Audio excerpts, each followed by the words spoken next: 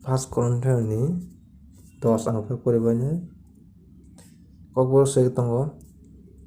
takjak mutai rok bai hus wngdi tahorok musini logi tangnai sini suchusong ni kok ang norok no muitu khlai rwna naio borok bebak no chumui bai kobului tonjakha borok bebak no kaham kwrwng khe tlang kwchak klaikha chumui bai twijlango borok bebak no musini borok wngna bagwi baptisma wngbaikha bebak no kaitor ni aroni ruti potsa chalaikha bebak no kaitor ni aroni nungmung potsa nunglaikha borok bai baksa thangnai kaitor ni aroni holong dap ni se twi nunglaio holong dap wngkha Kristo haifano borokni bere kwbangma no kaitor hamjakya hekhe borokni mang kwthai rok hasing panthor haino khlaiwi tongbaikha borok muchung twi chwngno samung hamya khlaina tamo muchungthung eba borokni bere baksa takjak mwtai rok no soriwi tongmatwi chwngno ta soritung hinui je omo twi rok chwngno hus khlaiwi rwma khlaio ani bago hai hinui sama hai borok chana nungna achuklaikha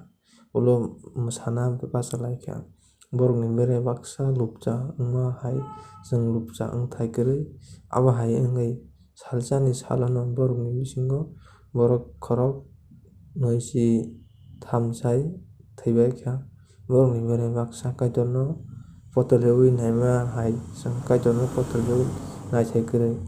hai wngwi borok chibuk bai sugui butharjakbaikha borokni bere baksa phunuhanai sama hai norok tasadi hai wngwi butharnai sori bai borok rohorjakbaikha buino phunukna bagwi se omorok borokni sago khlaio hekhe chwngno hus khlaiwi rwna bagwi se omorok saijago tamoni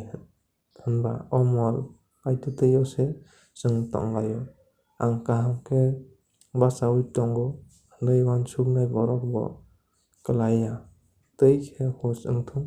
norok belokjakma hai joto borok no abo hai kheno belokjakbaio haifano kaitor bo kok rwmano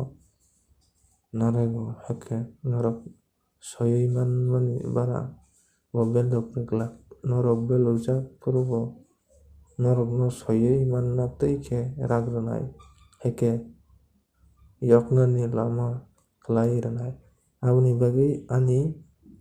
khajani tahoro takjak mwtai rok no sorimano khibidi norok sinai hinui se ang norok no sao ang samano norok no uansukwi naidi chwng kaitor no hambai rwmani khuri kaham abono nukma bai chwng buibai baksa kristo thwi manma klaya diba chwng ruti swkakmani abono chama bai chwng bo bai baksa kristo ni bwsak manma klaya diba ruti lepsa wngma bai chwng kwbangma phano bebak no bwsak kaisa tamni hwnba chwng jotono ruti lepsa no chao Israel rokni kok uansukwi naidi kaitor ni thani hayao ratharma no chanairok borok rok bo samung no tongma khlaio abo ang tamo sa ang takjak mwtai no samung nango hinui desa ang takjak mwtai ni thani barokjakmani abo samung nango hinui desa ang sama kok khe omo hai poito kwrwi rok ratharma khe kaitor ni thani ratharya mwtai hamya rok ni thani cha ratharo norok mwtai hamya rok bai thansa wngma no ang naiya norok subrani khuri bai mwtai hamya rokni khuri thainwi no nugui manya norok subrani tebul bai mwtai hamya rokni tebul thainwi no achukgwi chawui maya chwngba subrano da musur ranai chwngba bini swlaida rag tamo chwng muchung twi no bebak samung khlaiwi mano hinui borok sao kok khe kubui no haifano bebak samung no kaham ya chwng muchung twi no bebak samung no khlaiwi mano haifano bebak samung जोंनाव राग गैया खरकसा फानो sakni kahamno tannaitung boini kahamsa naitung norok hatio phalmani bebak muihangrok kasodrang khe mungsa phano swngyai chabai mano tamni hwnba belembao hai hwnwi samo hai o swngchar sobraini swngchar ro tongmani bebak no sobraini